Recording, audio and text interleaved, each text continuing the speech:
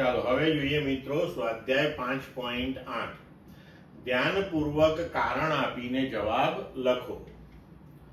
એ બે બિલિયર્ડ બોલની સ્થિતિસ્થાપક અથડામણ દરમિયાન અથડામણના ટૂંકા ગાળા દરમિયાન એટલે કે જ્યારે તેઓ એકબીજાના સંપર્કમાં હોય તે દરમિયાન શું બોલની ગતિ ઉર્જાનું સંરક્ષણ થાય છે?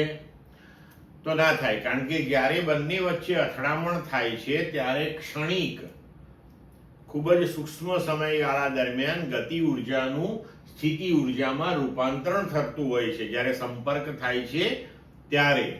એટલે આપણે ન કહી શકીએ કે આમાં ગતિ ઉર્જાનું સંરક્ષણ થાય છે.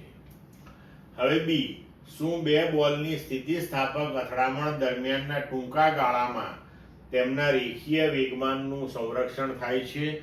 હા, રેખીય વેગમાન સંરક્ષણના નિયમ મુજબ રેખીય વેગમાનનું હંમેશા સંરક્ષણ થતું હોય છે.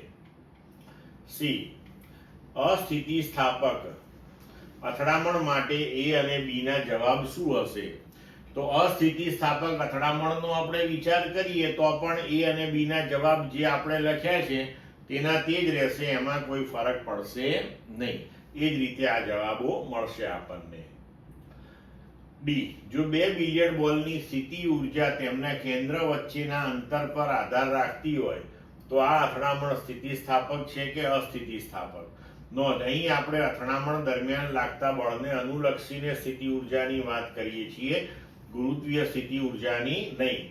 તો અહીંયા બોલની સ્થિતિ ઉર્જા તેમના કેન્દ્ર વચ્ચેના અંતર પર આધાર રાખે છે. એનો મતલબ એ થયો કે જે બળ છે તે સંરક્ષી બળ હોવું જોઈએ અને એ કિસ્સાની અંદર અથડામણ હંમેશા સ્થિતિસ્થાપક મળે છે. ક્લિયર મિત્રો?